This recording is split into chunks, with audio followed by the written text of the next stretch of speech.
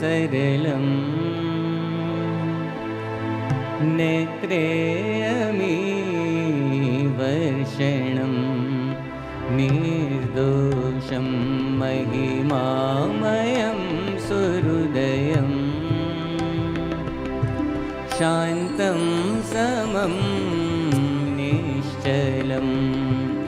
निर्माणं मृदुदिव्यभावसततम्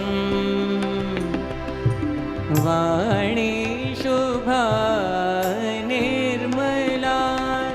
वन्दे केशवजीवनं मम गुरुं स्वामी